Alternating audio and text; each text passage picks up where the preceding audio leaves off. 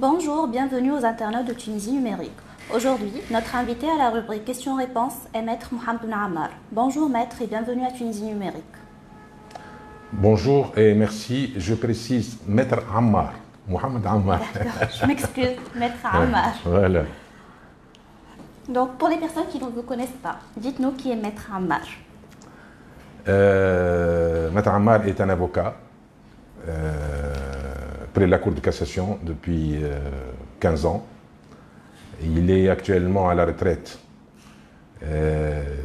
Il a laissé le domaine du barreau et de la justice pour émerger, pour se retrouver dans un autre monde qui est le monde de la recherche en relations internationales.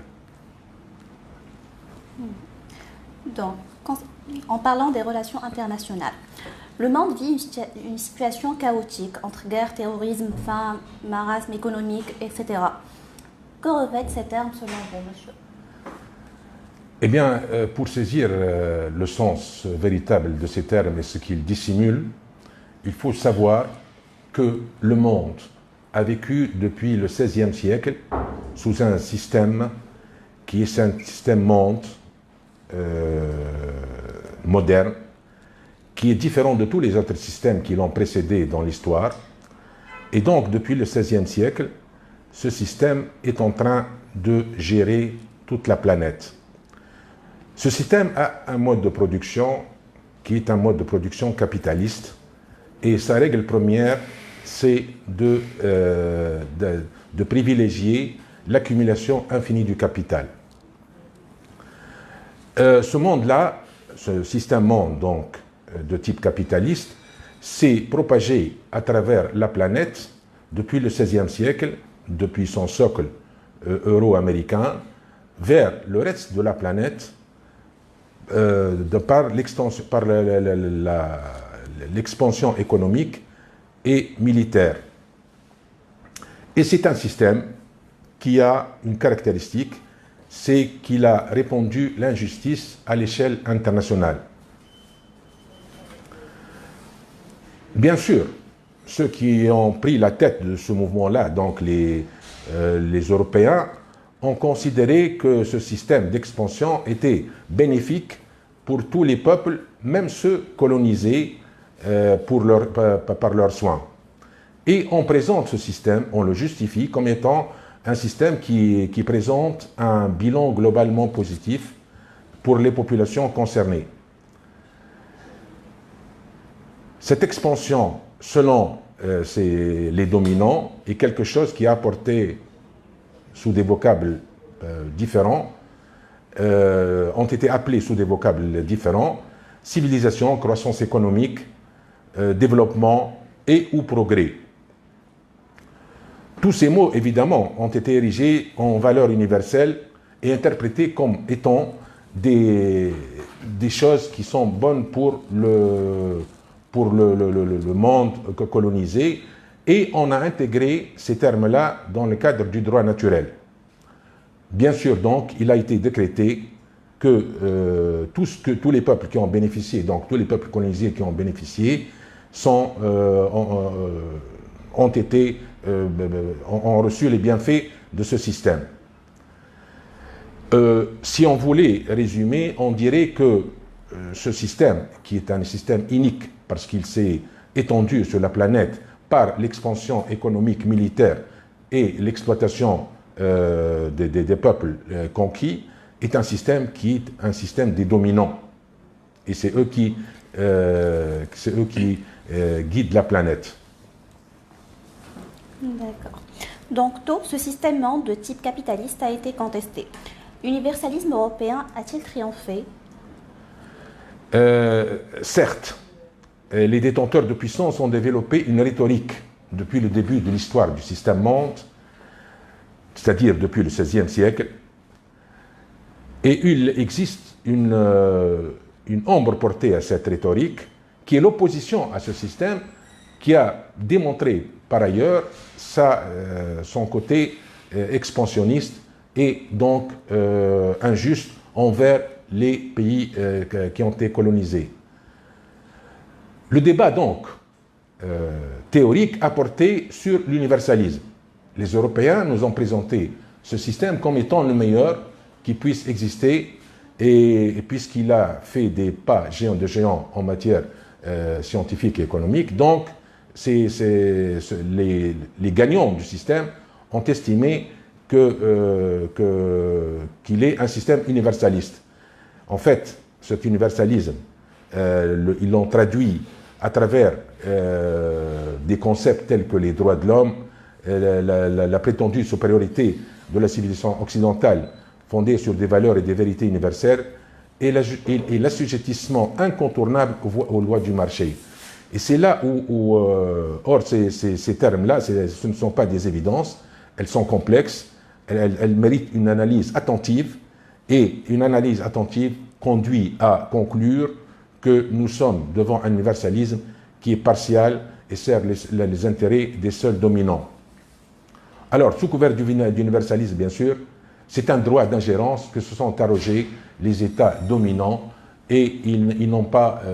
Et depuis le XVIe siècle, le problème a toujours été posé depuis la fameuse des discussions entre Las Casas et de Sepúlveda sur la légitimité de la colonisation de l'Espagne des Amériques. Depuis, les arguments en faveur de la domination sont constants.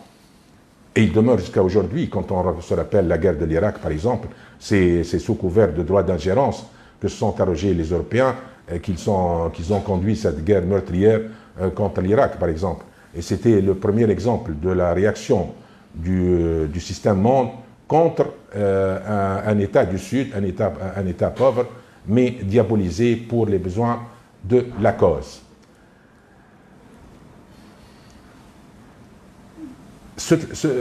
Dans un autre aspect, il faut aussi remarquer que cet universalisme a été confronté à la réalité de la vie sur la planète. Et les Européens se sont tôt rendus compte qu'il y avait des civilisations, la civilisation perse, il y avait l'Empire ottoman, il y avait l'Inde, et ce sont des civilisations qui avaient beaucoup de choses à donner à l'humanité. Et donc, le problème, c'est que eux, ils veulent justifier leur domination, et bon, même s'ils reconnaissent que ce sont des civilisations qui ont leur poids et leur histoire, mais ils estiment que, étant récipiendaires du surplus économique généré par ce système, ils doivent justifier leur domination, et l'exemple le plus criard, c'est que les Européens ont créé l'orientalisme, qui est une politique imposée à l'Orient parce que celui-ci était plus faible que l'Occident, supposé être plus faible que l'Occident, qui supprimait la différence de l'Orient et la fondait dans la différence, dans sa faiblesse. Bien sûr, comme je l'ai souligné tout à l'heure, contre ces mouvements-là, contre l'universalisme surtout, la lutte contre l'orientalisme a commencé à partir de 1945 par deux grands arabes qui sont Anwar Abd al-Malik et Edouard Saïd, qui ont contesté cette vision de l'Europe. Et cela n'a été possible qu'à partir de 1945, parce qu'à partir de 1945, les rapports de force dans le centre dominant ont été modifiés. Voilà. D'accord. Donc, on peut affirmer que le système monde a instauré un système d'échange inégal? Oui, absolument. La proportion à l'extension géographique a conduit à instaurer un système, que le système capitaliste s'est doté d'institutions qui devaient concourir toutes à l'accumulation infinie du capital. Et pour camoufler cette réalité, les dominants ont usé pendant 5 siècles, et ils ont pu camoufler cette inégalité pendant 5 siècles. Et le camouflage réside dans la séparation apparente entre les instances économiques et politiques. L'instance économique renvoie à la division sociale du travail, à l'univers du procès de production intégré, orienté vers l'accumulation illimitée du capital. L'instance politique renvoie de son côté aux États souverains indépendants les uns des autres, chacun d'eux jouissant d'une autonomie de décision, ayant à son service des forces armées pour imposer son autorité. Ce camouflage a permis pendant 5 siècles de diminuer l'impact de l'inégalité, mais les résultats économiques ont été tels que la polarisation qu'a engendré ce système monde de type capitaliste a démontré son inégalité, et les États, les peuples qui ont subi cette inégalité l'ont contesté. Alors, ils ont été contestés, deux mouvements antisystémiques très importants ont attaqué le système monde de type capitaliste. Le premier mouvement, c'est le mouvement qui s'est passé en Europe. Les classes dangereuses de l'Europe se sont attaquées au système et ont demandé une part du gâteau. Et les conservateurs, donc les dominants du système monde de type capitaliste, ont saisi l'occasion et ont donné ce qu'on appelle l'État, le welfare state. Donc, donner des avantages aux classes dangereuses. La deuxième secousse qui a atteint ce système monde, c'est la contestation du système monde en Afrique et dans les pays colonisés. Et encore une fois, les dominants ont montré une certaine force de caractère puisqu'ils ont accordé les indépendances. Mais ce phénomène d'indépendance s'est accompagné en parallèle avec des transformations dans le centre, entre les dominants, entre les États dominants. Et on a constaté qu'après l'hégémonie anglaise, ce sont les États-Unis et l'Allemagne qui se sont fait la guerre pendant 30 ans pour aboutir en 1945 à la victoire des États-Unis et donc de la descente aux enfers des empires franco-anglais, français et anglais. Donc, ce sont ces deux mouvements qui ont caractérisé depuis 1945 la situation dans ce système monde de type capitaliste. Donc, selon ce que vous venez de dire, peut-on conclure que la souveraineté des États est limitée? Oui, il faut savoir que le système monde de type capitaliste s'est doté d'un système interétatique qui a été mis en place et qui régit les États selon des règles et un ensemble de modèles de légitimité en dehors desquels ils ne peuvent pas survivre. Donc le système du pouvoir est structuré de manière pyramidale, de sorte que les États les plus forts parviennent à imposer leur volonté.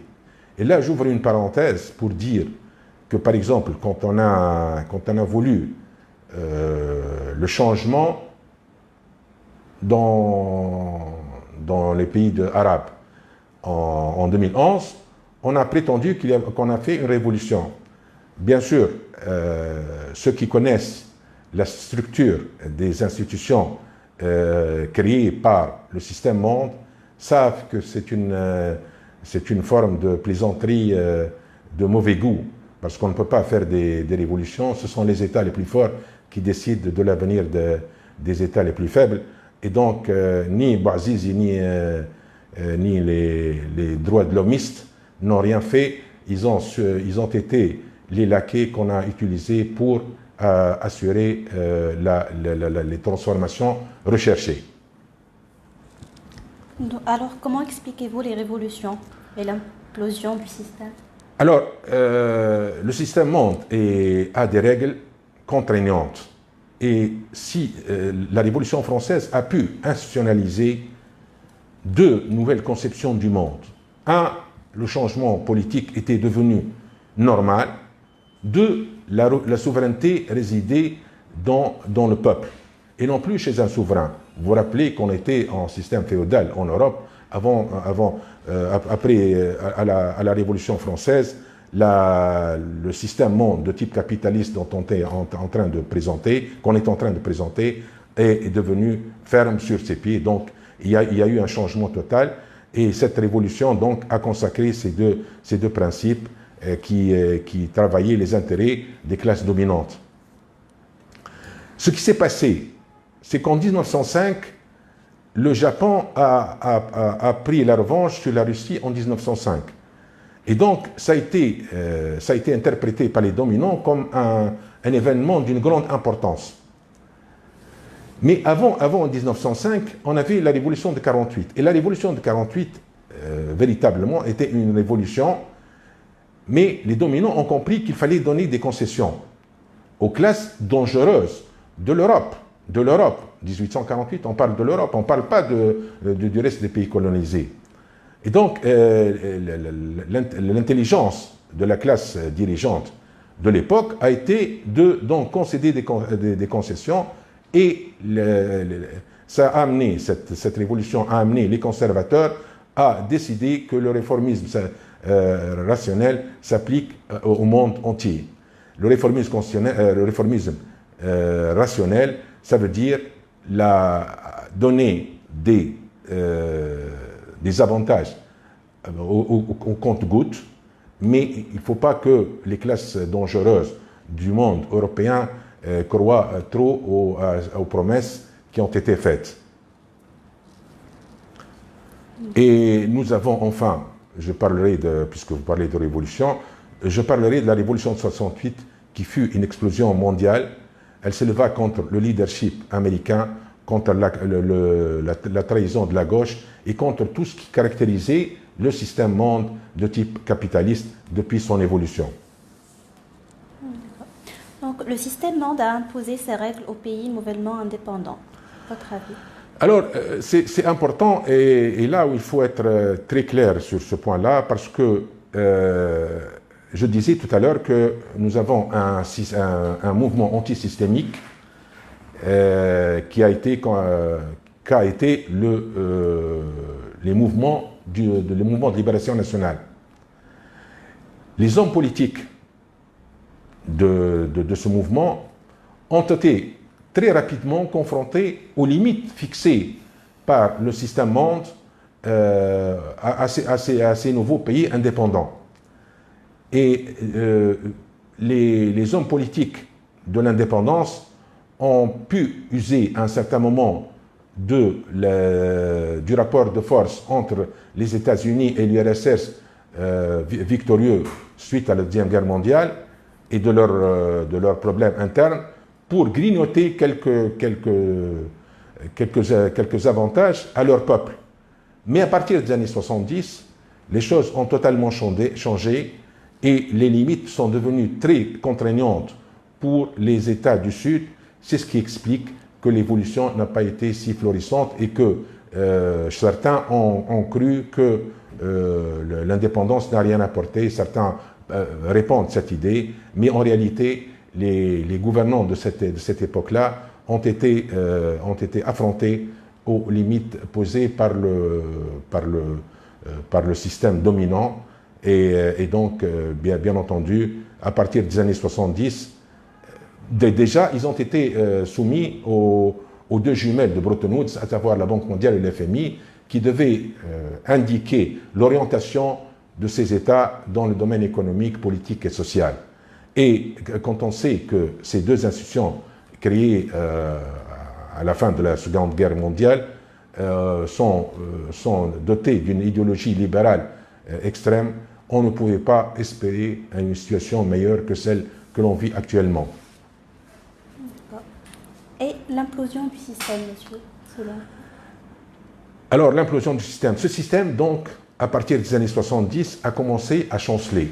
Comme tout système, il est né, il a vécu, et puis il commence à reculer maintenant, à avoir des grands problèmes, les grandes crises que nous avons vécues depuis les années 70, ont confirmé, s'il en était besoin, que ce système, qui est un système qui a tendu vers une polarisation extrême, n'est plus viable.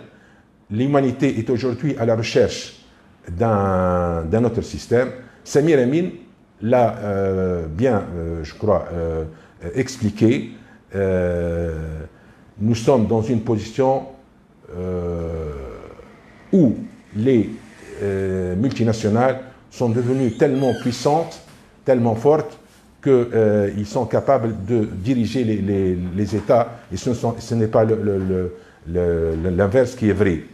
Et à partir de là, bien sûr, les hommes politiques deviennent des gestionnaires à la merci des multinationales, et la financiarisation que l'on constate aujourd'hui a donné des monopoles, et la croissance économique ne peut plus être poursuivie comme elle a été.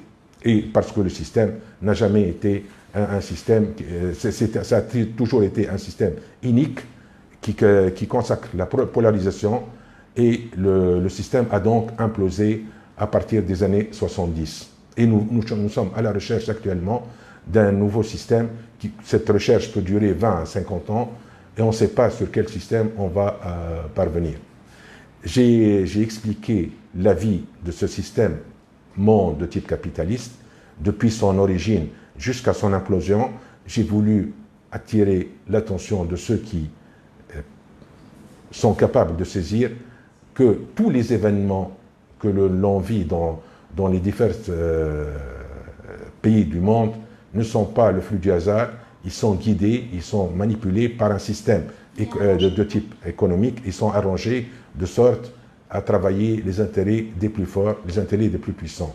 Aujourd'hui, par exemple, aux États-Unis, 1% de la population américaine bénéficie de 99% des richesses du pays.